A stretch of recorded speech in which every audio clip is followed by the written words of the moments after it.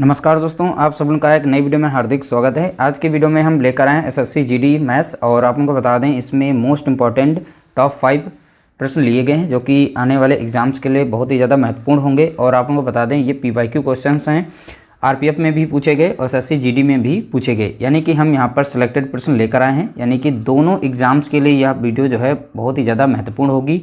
Main target किया गया है एसएससी जीडी को लेकर, ऐसे प्रश्न देखे गए कि इस तरह से प्रश्न अलग अलग एग्जाम में पूछे जा रहे हैं। ठीक है, तो ध्यान रखिएगा, यह वीडियो इंपॉर्टेंट है और जितने भी टाइप लिए गए सभी के सभी टाइप जो हैं मोस्ट इंपॉर्टेंट हैं। और इस तरह से डेली आप लोगों को यहाँ पर सिलेक्टेड प्रश्न दिए जा रहे हैं जैसे कि प्रश्न आजकल के एग्जाम में पूछे जा रहे हैं। तो चलिए वीडियो को स्टार्ट करते हैं। वीडियो अगर अच्छा लगे तो वीडियो को लाइक करना, शेयर करना।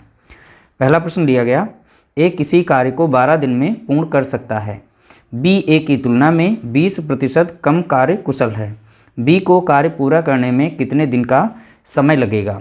देखिए यहाँ पर एक ही मतलब ए का कार्य दिया गया है, यानी ए जो है यहाँ पर कार्य को कर सकता है 12 दिन में बोला गया है। ठीक है, ए किसी कार्य को 12 दिन में पूर्ण कर सकता है और यहाँ से हम सॉल्व करना स्टार्ट करेंगे। बी ए की तुलना में 20% कम कार्य कुशल है, तो बोला गया बी जो है ए की तुलना में 20% कम कार्य कुशल है, यानी ए को हम यहाँ पर 100 मानेंगे, इससे 20% कम कार्यकुशल है बी। ठीक है, तो इसलिए हम इसे 80 मानेंगे। ठीक है, तो इस तरीके से अब इनका हम अनुपात बना लेंगे। अब इसे हम सॉल्व करेंगे। 20 चौका होता है 80 और 20 पंजे लग जाएगा कितना 100। तो यहाँ पर बी और ए का अनुपात कितना बन गया, यानी कार्य क्षमता का अनुपात कितना है 4:5। ठीक है, अब यहाँ से हम टोटल वर्क निकाल लेंगे। ए की क्षमता कितनी है तो देखेंगे 5, तो यहाँ से ए जो है 12 दिन में कार्य को पूर्ण कर सकता है, तो टोटल वर्क हम यहाँ से निकाल लेंगे। टोटल वर्क के लिए हमें ए की क्षमता की ज़रूरत है, तो ए की क्षमता है 5 और ए उसी कार्य को 12 दिन में पूर्ण कर सकता है, तो 12 से हम यहाँ पर गुणा करने वाले हैं, तो 12 पंचे 60 हो जाएगा। तो टोटल वर्क कितना हो गया तो आप बताएंगे 60 यूनिट होगा।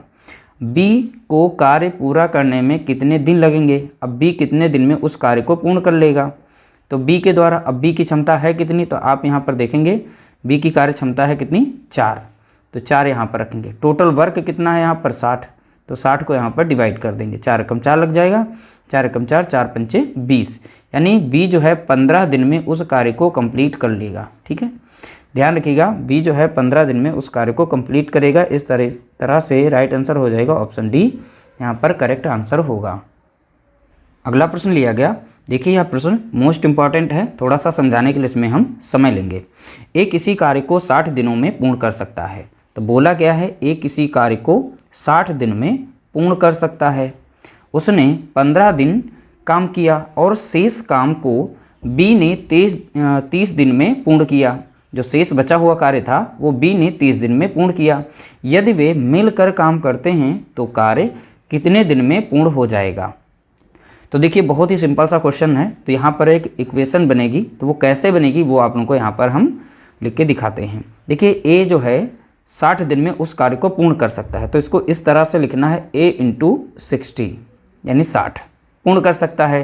पूरा कार्य जो भी था ए जो अकेले अगर कार्य करे वो 60 दिन में पूर्ण कर लेगा, लेकिन बोला गया ए जो है लगातार 15 दिन कार्य करता है, तो अगला डाटा इसमें दिया है ए जो है उस कार्य में जो कार्य कर रहा है वो 15 दिन तक करता है। जो बचा हुआ कार्य था वो शेष बी करता है, जो बचा हुआ कार्य इसमें प्लस हो जाएगा, जो बचा हुआ कार्य है वो कौन कर रहा है बी कर रहा है। कितने दिन तक करता है बी, तो देखेंगे यहाँ पर 30 दिन तक करता है, तो इसलिए 30 दिन होगा। तो यहाँ पर ये बराबर हो जाएगी वैल्यू। कैसे, ए जो है टोटल कार्य वो 60 दिन में कर सकता है, तो एक साइड में हो गया। वही कार्य जो है अगर दो मिलकर करते हैं, ए 15 दिन तक कार्य करता है और बचा हुआ जो कार्य था बी कर रहा था, इसलिए यहाँ पर ये डाटा इस साइड में रहेगा। अब a × 60 है, यहाँ पर a × 15 है। अब ये a × 15 इधर आ जाएगा तो माइनस हो जाएगा, a × कितना हो गया 60।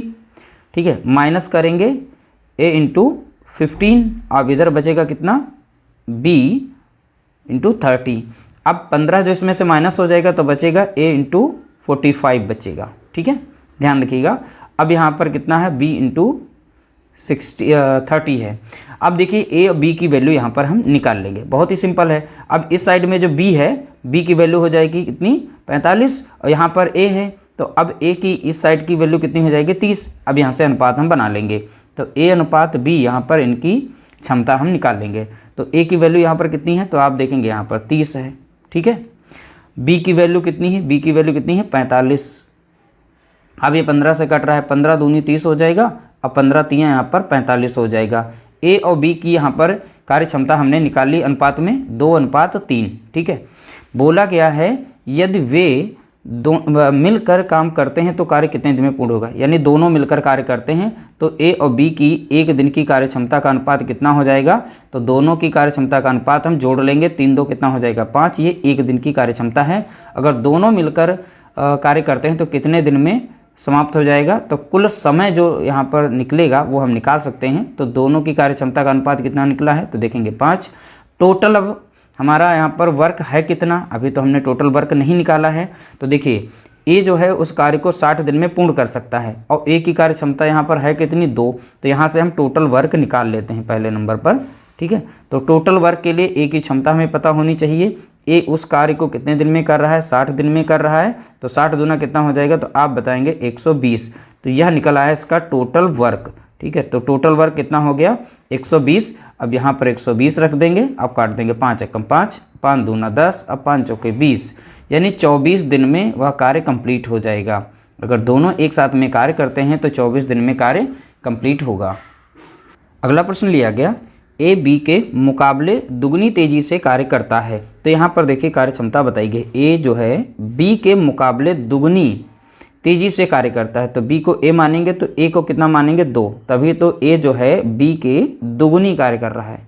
ठीक है, तो इस तरह से हमने कार्य क्षमता का यहाँ पर अनुपात निकाल लिया।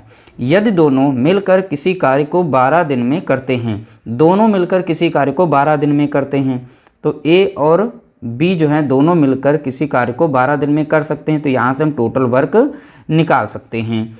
क्योंकि अब देखो टोटल वर्क कैसे निकलेगा, दोनों की कार्य क्षमता का अनुपात जोड़ेंगे। बोला गया ना दोनों मिलकर किसी कार्य को 12 दिन में कर रहे हैं, इसलिए दोनों का अनुपात हम जोड़ेंगे। 2 1 कितना हो गया 3 हो गया।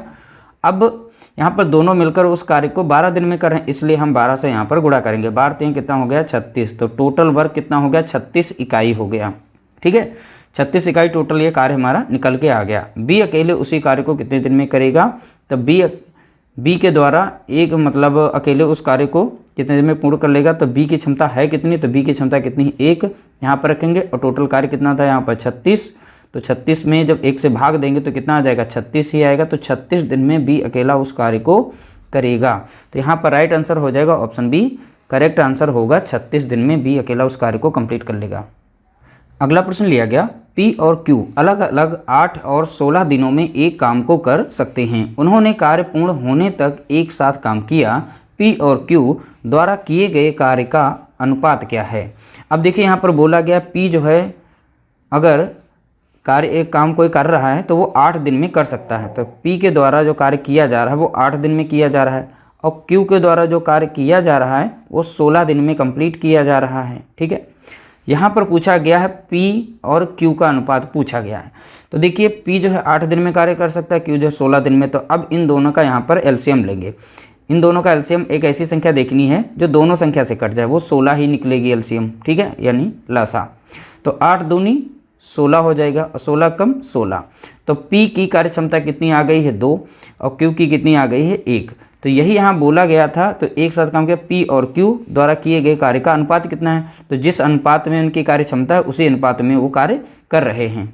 ठीक है, तो P और Q का यहाँ पर सीधा सीधा लिख सकते हैं 2:1, क्योंकि P का यहाँ पर कितनी कार्य क्षमता है देखेंगे 2, और Q की कितनी है 1। तो यहाँ पर 2:1 हमारा राइट आंसर निकल के आएगा। इस तरह से हमारा ऑप्शन यहाँ पर सी करेक्ट आंसर हो जाएगा। अगला प्रश्न लिया गया, देखिए इस प्रश्न को ध्यानपूर्वक देखिएगा, ऐसे प्रश्न बार बार पूछे जा रहे हैं। x एक काम का 1/4 भाग को 10 दिनों में कर सकता है, y 40 दिनों में 40% काम कर सकता है, और z 13 दिनों में 1/3 काम कर सकता है।